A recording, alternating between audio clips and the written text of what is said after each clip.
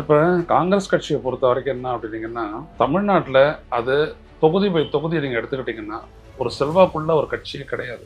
ஒருவேளை காங்கிரஸ் எடப்பாடி பழனிசாமி கிட்ட போனாலும் கூட அதிகபட்சம் அவர் வந்துட்டு 5 சீட்டு தருவார், இல்லாட்டி 10 சீட்டு தருவார். எடப்பாடி இல்ல காங்கிரஸ் கட்சி கிடையாது. நீங்க வந்துட்டு அது மூப்பனார் அப்படின்ற ஒரு தலைமை இருக்கும்போது காங்கிரஸ் கட்சி அவ்வளவுதான். அது 2001 முடிஞ்சு போச்சு.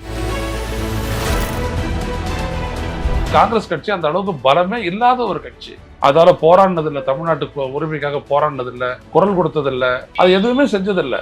ஒரு பரப்புரை கூட்டத்தை கூட அவங்க நாள் போட முடியாது. அது கூட அவங்களுக்கு ராகுல் காந்தி வரணும். என்ன ராகுல் காந்தி வந்துட்டு இந்த பாரத் ஜூடோ யாத்ரா அப்படின்னு சொல்லிட்டு அந்த யாத்திரை பண்ணும்போது காங்கிரஸ் கட்சி அப்படின்றது ஒன்று தெரியுது, மற்றபடி கிடையாது. அவர் எவ்வளவு பேசுறாரு ராகுல் காந்தி, ஓட்சோரியை பத்தி பேசினாரு, இவிஎம் பத்தி பேசினாரு.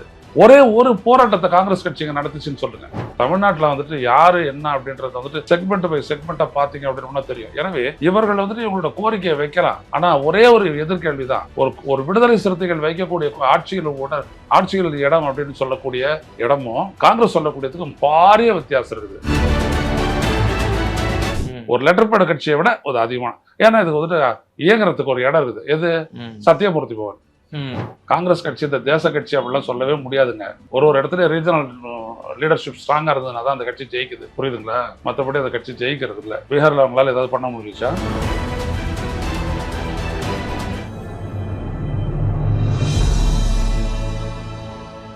தமிழ் நியூஸ் நேயர்களுக்கு அன்பு வணக்கம். இன்றைய சிறப்பு நேர்காணலில் நம்மோடு இணைந்திருக்கும் சிறப்பு விருந்தினர் மூத்த பத்திரிகையாளர் திரு ஐயநாதன் சார். சார் வணக்கம். வணக்கம் சார். காங்கிரஸ் கட்சியினுடைய டெல்லி தலைமையில் இன்றைய தினம் மாலை 4 முதல் 5 மணி வாக்குல சற்று நேரத்துல அந்த ஆலோசனை கூட்டம் என்பது நடைபெற இருக்கிறது.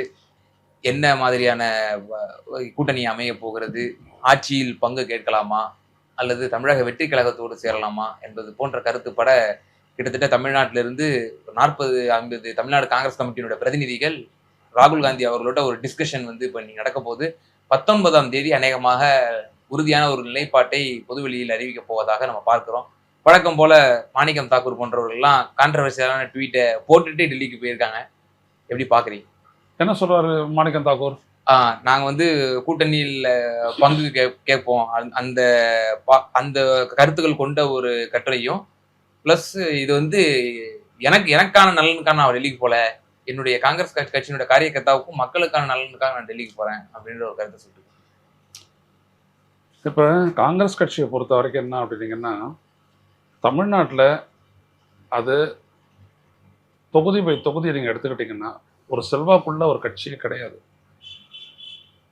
இன்றைய யதார்த்த சூழல் அது புரிஞ்சுக்கணும்.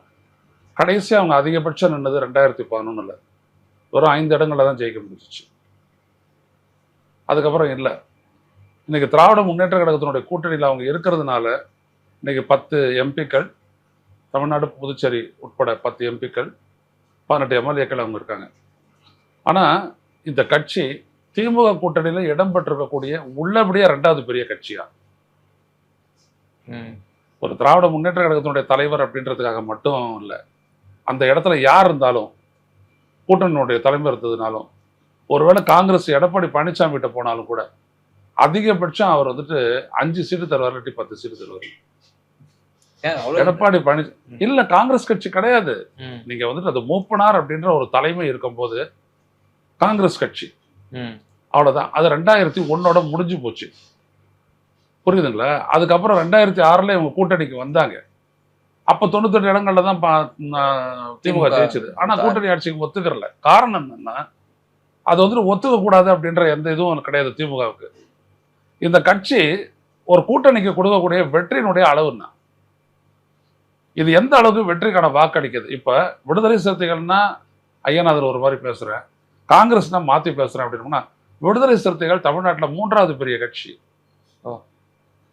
அதற்கு இணையாது அட்ல சற்று குறைவாக இருந்தது ஒன்றுபட்ட பாட்டாளி மக்கள் கட்சி. அவ்வளவுதான். மற்றதெல்லாம் அதுக்கு அடுத்த நிலையில தான் வருதுன்னு வச்சுக்கோங்க. இந்த கட்சி காங்கிரஸ் கட்சி அந்த அளவுக்கு பலமே இல்லாத ஒரு கட்சி. அதால போராடினதில்லை, தமிழ்நாட்டுக்கு உரிமைக்காக போராடினதில்லை, குரல் கொடுத்ததில்லை, அது எதுவுமே செஞ்சதில்லை. ஒரு பரப்புரை கூட்டத்தை கூட அவங்க நாள் போட முடியாது. அது கூட அவங்களுக்கு ராகுல் காந்தி வரணும். என்ன ராகுல் காந்தி இந்த பாரத் ஜூடோ யாத்ரா அப்படின்னு சொல்லிட்டு அந்த யாத்திரை பண்ணும்போது காங்கிரஸ் கட்சி அப்படின்றது ஒன்று தெரியுது. மற்றபடி கிடையாது. அவர் எவ்வளோ பேசுறாரு ராகுல் காந்தி. ஓட்சோரியை பற்றி பேசினாரு, இவிஎம் பற்றி பேசினாரு. ஒரே ஒரு போராட்டத்தை காங்கிரஸ் கட்சிங்க நடத்துச்சுன்னு சொல்லுங்க. கன்னியாகுமரியில் ஒரு காங்கிரஸ் கட்சி போராட்டம் நம்மளாம் ஒரு பத்திரிகையாளர் தான் கீழே நம்ம பார்க்குறோம். விடுதலை சிறுத்தைகள் எவ்வளோ பெரிய போராட்டம் பண்ணாங்க, தமிழ்நாடு முழுவதும் பண்ணாங்க இவிஎம்காக. அப்போ எது கட்சி? அப்போ நீங்க வந்துட்டு நினைச்சு பாருங்க, இந்த கட்சியை வந்துட்டு ஆட்சியில பங்கு கொடுத்தா உன்னோட கான்ட்ரிபியூஷன் என்ன? வெற்றிட உன்னுடைய ஓட்டு கான்ட்ரிபியூஷன் என்னது? அதிகபட்சம் நீங்க தமிழ்நாட்டில் இவங்க வந்துட்டு 2% ஓட்டு வாங்கினாங்கன்னா பெரிய விடயம். நான் அதை சரி பெறதுக்காக நான் சொல்லல, அவ்வளவுதான். அவங்களுடைய ஃபேக்டர் சொல்றீங்க, நான் ஃபேக்டர் சொல்றேன், அவ்வளவுதான். இப்போ ஒண்ணும் வேண்டாம், திராவிட முன்னேற்ற கழகத்தினுடைய ஒரு வேட்பாளர் வந்துட்டு பேண்ட்லயோ இல்ல நடந்தோ பரப்புரை பண்ணிட்டு வராருன்னு வச்சு, அவர் கூட காங்கிரஸ்காரனை பாத்துறீங்களா நீங்க? ஒரே ஒரு காங்கிரஸ்காரனை பாத்துறீங்களா? நான் சைதாப்பேட்டையில நான் பார்க்கலீங்க. ஓகே. அப்போ இது என்ன கட்சி இது? அந்த அந்த கொடி வந்துட்டு அந்த வேன்ல வந்துட்டு ஒரு காங்கிரஸ் கொடியும் ஒரு கொடி பறக்கும், அவ்வளவுதான். அது கூட்டணியில அது இருக்கிறதுக்கான அத்தாட்சி அது மட்டும்தான். அப்போ இந்த கட்சி வந்துட்டு இது என்னன்னோ கிளைம் பண்ணுது, tall claims, but it should not. இப்ப ராகுல் காந்திக்கு இதெல்லாம் தெரியும், சோனியா காந்திக்கு இதெல்லாம் தெரியும். ரெண்டாவது, கடுமையான எதிர்ச்சூழல் ஒண்ணு ஈழ பிரச்சனையினால ஏற்பட்ட போதே கூட கலைஞரும் திமுகவும் காங்கிரஸோட நின்னாங்க. அதை எப்படி சோனியாவும் ராகுலும் மறந்துடுவாங்க? ரெண்டாவது, இன்னைக்கு வந்து இந்தியா கூட்டணியில வலிமையா இடம்பெற்றிருக்கக்கூடிய 2 கட்சிகள் எது அப்படின்னு பாத்தீங்க அப்படின்னா, ஒண்ணு திராவிட முன்னேற்ற கழகம், இன்னொன்னு விடுதலை சிறுத்தைகள். இந்த 2 கட்சி அவங்க விடவே மாட்டாங்க. தமிழ்நாடு பொறுத்த வரைக்கும் சொல்றீங்க? இல்ல, இந்திய அளவுலயே நீ சொல்ல வரேன். இவங்க 2 பேரும் ரொம்ப முக்கியமான ஒரு கட்சி. ஆமா, பீகார்ல போயிட்டு ஒரு பரப்புரை பண்றாரு திமுக ஸ்டாலின் அவர்கள். எப்படி இருந்தது அதுக்கான வரவேற்பு? அப்ப இதை பார்த்து ராகுல் காந்திக்கு வந்துட்டு அசஸ் பண்ண தெரியாதா எப்படி இவங்க அப்படின்றது? என்னென்னலாம் எதிர்கருத்து வச்சாங்களோ அனைத்தையும் அவர் பிரேக் பண்ணிட்டு மேல போய்கிட்டே இருக்கிறாரு. அப்ப அந்த கூட்டணி அந்த தலைமையை விட்டுட்டு எப்படி காங்கிரஸ் வேற ஒரு இடத்துக்கு போகும்? ஆனா சார் பாருங்களேன், திரு ராகுல் காந்தி அவர்கள் ஒரு ட்வீட் போடுறாரு, இடி மத்திய அரசோட கைப்பாவையா இருக்கு, சிபிஐ கைப்பாவையா இருக்கு. இது காலங்காலமா வைக்கக்கூடிய விமர்சனம். சிபிஎஃப்சியும் கைப்பாவையா போயிடுச்சு அப்படின்னு சொன்னா ஓகே, அது அக்செப்டபிள். ஜனநாயகன்னு ஒரு மென்ஷன் பண்ணி அதுக்கு ஒரு ட்வீட் போடும் பொழுது, அப்போ இங்க உள்ள அடுத்த கட்ட தலைவர்கள் ஒரு கேம் ஆடுறாங்க அப்படின்னு நம்ம நினைச்சிட்டு இருந்தோம்னா, டெல்லி தலைமையும் அப்படி ஒரு கேம் ஆடிட்டு இருக்கா, டபுள் கேம் ஆடுதா அப்படிங்கிற? இல்ல, தலைமை இல்லைங்க. அதாவது அங்கேயும் எனக்கு தெரியுங்க, அகில இந்திய அரசியலை பத்தி எனக்கு நல்லா தெரியுங்க. நான் ஜனதாதள்ல இருந்தவன், புரியுதுங்களா? நீங்க ஜனதாதள்ல இருந்தீங்கன்னா காங்கிரஸ் பத்தி தெரிஞ்சுக்கலாம், பிஜேபி பத்தி ஜனசங்க எல்லாத்தையும் தெரிஞ்சுக்கலாம். நல்லா சிரிப்பானுங்க, நல்லா சாப்பாடு போடுவானுங்க, கை கொடுப்பானுங்க, ஸ்ட்ராங்கா முதுகுல குத்துவாங்க. அது மட்டும் புரிஞ்சுக்கங்க. நீங்க ஸ்ட்ராங்கா முதுகுல குத்துவாங்க, மறுபடியும் நீங்க எழுந்திருக்கவே மாட்டீங்க. ஓ, அந்த மாதிரி முதுகுல குத்துவாங்க. அதான் டெல்லி பாலிடிக்ஸ். ஓகே, புரியுதுங்களா? இவங்களுக்கு தெரியாது, எனக்கெல்லாம் இதெல்லாம் ரொம்ப அனுபவம் உண்டு. எப்படி பார்த்தாங்க, எப்படி பேசுனாங்க, பேக்டோர் பாலிடிக்ஸை பத்தி எனக்கு நல்லா தெரியும். ஆனா எல்லா தலைவரோட நான் பேசிக்கிறேன், அதனால உங்களுக்கு எல்லாருமே நல்லா தெரியும். புரியுதுங்களா? காங்கிரஸ் கட்சி ஏதோ வந்துட்டு பாஜகவை விட ஒரு உயர்ந்த இடத்துல இருக்கு கொள்கை பூர்வமா, தயவு செய்து அதை நினைவு, அது மிஸ்கான்செப்ஷன். அது ராகுல் காந்தி வந்துட்டு அதை வந்துட்டு வேற ஒரு இடத்துல எடுத்து போய் நிறுத்தி வச்சு இது பண்றாரு. பிரியங்கா காந்தி வந்துட்டு அதுக்கு சப்போர்ட் பண்ணி பண்றாங்க. மல்லிகார்ஜுன் கார்கே வந்துட்டு அதுக்கு ஒரு ட்விஸ்ட் ஒன்று கொடுக்குறாரு. இவ்வளவுதான். கேசி வேணுகோபால் இவங்களுக்கு எல்லாம் பின்னாடி இருக்கிறாரு. யாரு? இங்க விஜய் கத்துறாங்களே, அவங்க பின்னாடி கேசி வேணுகோபால் இருக்காரு. புரியுதுங்களா? ஏன்னா அவருக்கு அந்த சீஃப் மினிஸ்டர் கனவு அங்க இருக்குது.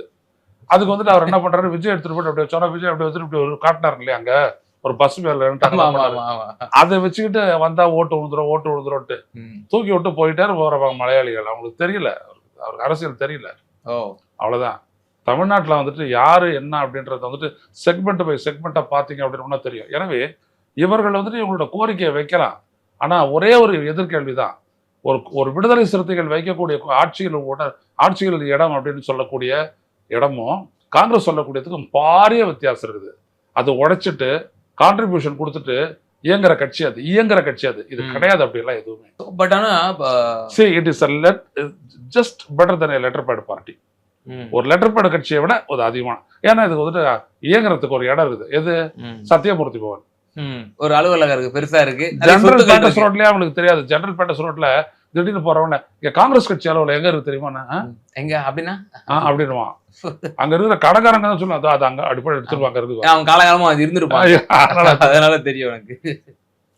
சார் இப்போ 40-50 பிரதிநிதிகள் போயிருக்காங்க. காங்கிரஸ் வட்டாரத்துல நம்ம பேசும்பொழுது என்ன சொல்றாங்க அப்படின்னா, 2 கருத்து உடையவர்களும் போறாங்க. நிச்சயமா வந்து அங்க ஒரு மிகப்பெரிய ஒரு வாக்குவாதங்கள் ஏற்படலாம். பல கருத்து முரண்கள் வந்து நிச்சயமா வெடிக்கும் டெல்லியில அப்படின்ற ஒரு கருத்து சொல்லப்படுது. பட் யாரோட கை அங்க ஓங்கும்னு நினைக்கிறீங்க? இப்போ முன்னாள் தலைவர்கள் சர்வே பண்றது அப்படிலாம் இருக்கு இல்லைங்களா? இந்த சர்வே பண்றதெல்லாம் வந்துட்டு காங்கிரஸ் கட்சி எதுவும் பண்ண மாட்டாங்களா? இவங்கெல்லாம் சொல்றது இருக்கட்டும் சார். காங்கிரஸ் கட்சி எதுவும் பண்ண மாட்டாங்களா? தமிழ்நாட்டில் எப்படி இருக்குது யார் என்ன அப்படின்றது அவங்ககிட்ட அதெல்லாம் போவாதா? ஒன்னே ஒன்று தான் ராகுல் காந்தி கேட்பாரு. Now we have 10 MPs, 18 MLAs. Okay. Please tell me, those who wanted Congress to go with TVK. If you go to TVK, are you assured of that? அப்படின்னு கேட்பாரு. என்ன பதில்? இதே அவர் இருக்கிறார் இந்த விருதுநகர் எம்பி என்ன சொல்லுவாரு? No if you go to TVK, you will have 36 MLAs, 20 MPs சொல்லுவாரா? இல்ல சார், இப்போ ஒரு தேசிய கட்சியா இருக்கிறது வந்து அவங்க வந்து எம்பி தேர்தல் தான் வந்து அவங்க மையப்படுத்தி அவங்க அரசியல் செய்வாங்க. அப்போ சட்டமன்ற தேர்தல்னு வரும்போது இப்ப நிச்சயமா அவங்க வந்து வளருவதற்கு காங்கிரஸ் கட்சி ஒரு பேஸ வந்து இங்க உண்டாக்குவதற்கு டிவிக்கே ஒரு நல்ல ஒரு அச்சாரமா இருக்கும் அப்படின்ற ஒரு கணக்கு கூட இருக்கலாம். வளர்றதுன்னா எப்படி கூட்டம் அப்படி போட்டு சட்டமன்றத்துல நிறைய பேர் போயா? இப்ப 18 பேர் போய் என்ன வளர்த்தாங்க சொல்லுங்க? 18 பேர் உள்ள போயிட்டு என்னத்தான் வளர்த்தாங்க? இருக்கிற ஒரு எம்எல்ஏ போயாச்சு பாஜக. தானே உங்களுடைய வளர்ச்சி. உங்களால என்ன பேசி என்ன பண்ணுறது, எந்த இம்பாக்ட் ஏற்படுத்துறீங்க இந்த 5 வருஷத்துல சொல்லுங்க. அதான் ராகுல் காந்தி அவர்கள் வந்து எம்பி பதவி பறி போன பிறகு அது ட்ரெயின்ல எல்லாம் இருந்து இது பண்ணாங்களா, மறியல் பண்ணாங்களா? சார் ரொம்ப சிம்பிள். எவ்வளவு கஷ்டப்பட்டு நீங்க சொல்றீங்க பாருங்க. எவ்வளவு நேரம் யோசிச்சுங்கன்னு நினைக்கிறேன் இதுக்கு. அதனால நான் சொல்ல வரேன், யதார்த்த நிலையே சொல்ல வரேன். காங்கிரஸ் கட்சி இந்த தேச கட்சி அப்படிலாம் சொல்லவே முடியாதுங்க. ஒரு இடத்துல ரீஜனல் லீடர்ஷிப் ஸ்ட்ராங்கா இருந்ததுன்னா தான் அந்த கட்சி ஜெயிக்குது. புரியுதுங்களா? மற்றபடி அந்த கட்சி ஜெயிக்கிறது இல்லை. பீகார்ல அவங்களால ஏதாவது பண்ண முடிஞ்சிச்சா?